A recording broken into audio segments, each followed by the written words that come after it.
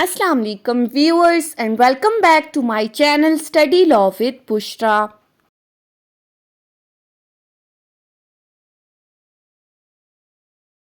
So we were discussing Civil Procedure Code 1908 and we have discussed up till Order 16. In this video we are going to discuss Order 17.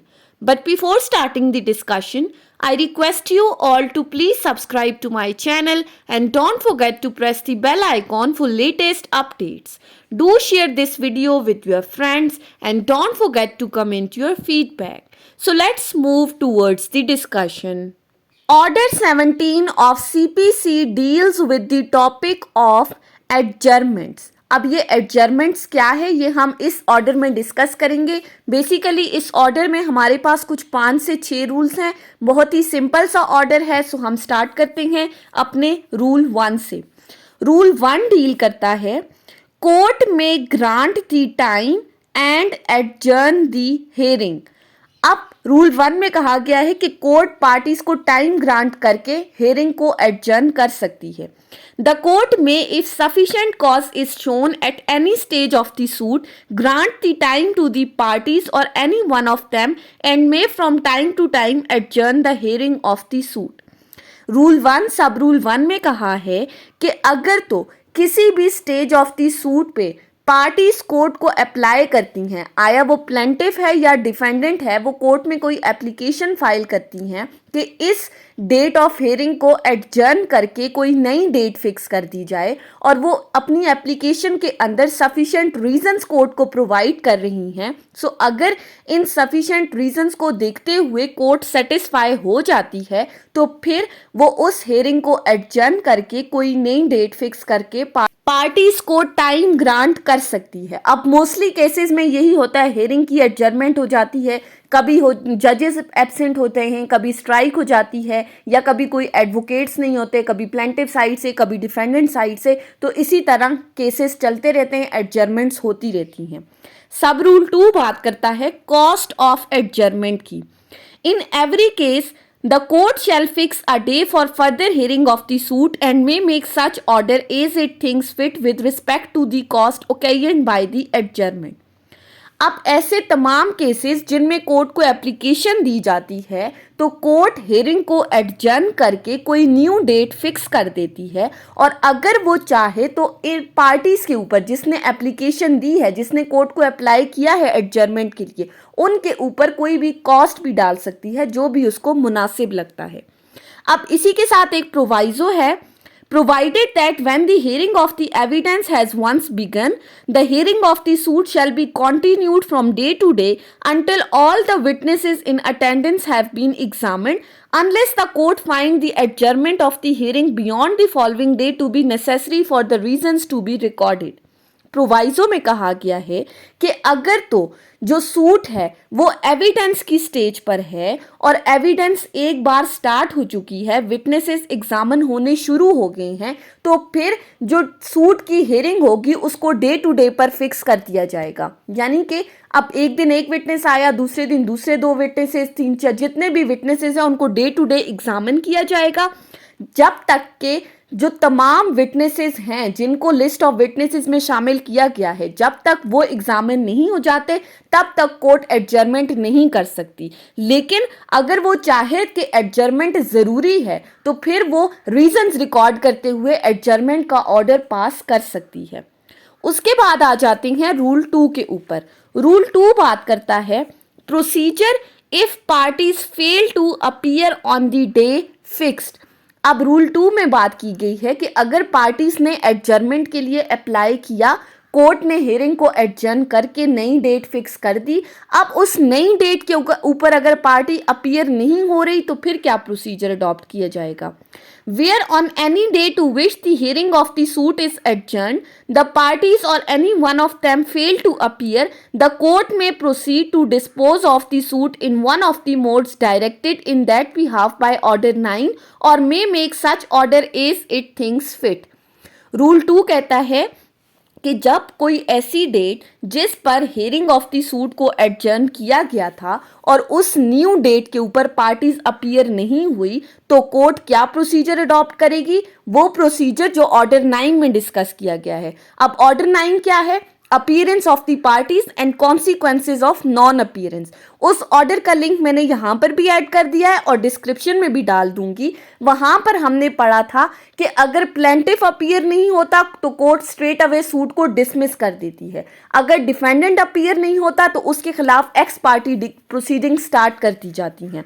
सो यहाँ पर भी कहा जा रहा है कि अगर एडजर्नमेंट के बाद न्यू डेट पर पार्टीज कोर्ट में प्रेजेंट नहीं होती तो कोर्ट स्ट्रेट अवे सूट को डिस्पोज ऑफ कर देगी उन तरीकाकार के मुताबिक जो ऑर्डर 9 में मौजूद हैं। अब आ जाते हैं अपने रूल 3 के ऊपर। रूल 3 बात करता है कोर्ट में proceed notwithstanding either party fails to produce the evidence etcetera. अब यहाँ पर एविडेंस की बात की गई है कि अगर पार्टीज अपना एविडेंस कोर्ट में प्रोड्यूस करने में नाकाम हो जाती है तो फिर क्या होगा? Where any party to a suit to whom the time has been granted fails to produce his evidence or cause the attendance of his witnesses or to perform any other act necessary to the further progress of the suit for which the time has been allowed, the court may, notwithstanding such default, proceed to decide the suit forthwith. अब simply इस rule 3 के अंदर बात की गई है कि अगर तो कोर्ट की तरफ से किसी पार्टी को टाइम ग्रांट किया गया है कि फलान इतने टाइम पीरियड के अंदर आपने कोर्ट में अपने विटनेसेस को प्रोड्यूस करना है, अपनी एविडेंस कोर्ट में पेश करनी है, और वो पार्टीज कोर्ट के अंदर अपनी एविडेंस या अपने विटनेसेस को प्रोड्यूस नहीं करती, तो फिर क्या प्रोसीजर अडॉप्ट किया जाएगा? कोर्ट स्ट्रेट अवे उसके खिलाफ उसके सूट को डिसाइड कर देगी, फौरन जजमेंट प्रोनाउंस कर देगी उससे रिलेटेड, अगर टाइम मिलने के बावजूद भी वो पार्टीज कोर्ट के अंदर अपने एविडेंसेस लेकर नहीं आ रही। लेकिन इस रूल 3 का जो बेसिक स्कोप है वो क्या कह रहा है कि ज़रूरी है, इस रूल 3 की एप्लीकेशन के लिए ज़रूरी है कि जो हेयरिंग ऑफ सूट एडजर्न हुआ है, यानी कि जो एडजर्नमेंट हुई है, वो पार्टीज की एप्लीकेशन पर ही हुई है। पार्टीज ने कोर्ट को अप्लाई किया था, हेयरिंग एडजर्न हो गई, नई डेट फिक्स हुई, एविडेंस नहीं ला सकी पार्टी, तो फिर सूट को डिसाइड किया जाएगा। या फिर अगर तो एडजर्नमेंट इसलिए हुई थी कि पार्टीज को टाइम ग्रांट किया गया था कि वो इतने टाइम पीरियड के अंदर अपने एविडेंसेस लाएं, अपने विटनेसेस को प्रोड्यूस करें या कोई भी और ऐसा एक्ट परफॉर्म करें जो कि उनके सूट की फर्दर प्रोग्रेस के लिए नेसेसरी है, लेकिन पार्टीज ऐसा नहीं कर सकी, तो फिर उनके खिलाफ court straight away judgment pronounce कर देगी एक रीजनेबल टाइम पीरियड के अंदर। नेक्स्ट है हमारे पास रूल 4। रूल 4 बात करता है appearance of the parties on the day next after the holidays. अब यहाँ पर छुट्टी वाले दिन की बात की गई है। रूल 4 कहता है वेयर अ सूट और proceeding is set down for a day which is holiday, the parties thereto shall appear in the court on the day next following that day, और when 2 or more successive days are holidays, on the day next following the list of such successive days, and the court may then either proceed with the suit on such day or fix some other day thereafter. Rule 4 में बताया गया है कि अगर तो suit की proceedings किसी ऐसे दिन के लिए फिक्स की गई थी जिस दिन को किसी भी वजह से कोई छुट्टी हो जाती है, कोई हॉलीडे है, तो फिर उस दिन तो ऑब्वियसली सूट की प्रोसीडिंग्स नहीं होंगी, तो फिर जो नेक्स्ट फॉलोइंग डे होगा, जो उस छुट्टी वाले दिन से अगला दिन होगा, उस पर इस सूट की प्रोसीडिंग्स को कंडक्ट किया जाएगा।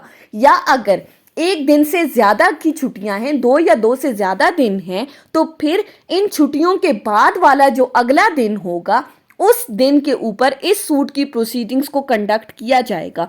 कोर्ट चाहे तो उसी छुट्टी वाले दिन के अगले दिन इस प्रोसीडिंग्स को सुन सकती है या चाहे तो कोई न्यू डेट फिक्स कर सकती है इस सूट की प्रोसीडिंग्स के लिए। That totally depends upon the court. Next है हमारे पास रूल 5। रूल 5 बात करता है appearance of the parties on the day when the presiding officer is absent। अब यहाँ पर प्रिजाइडिंग ऑफिसर की बात की जा रही है, यानी कि जो जज है, अगर अदालत का प्रिजाइडिंग ऑफिसर एब्सेंट है तो फिर क्या होगा?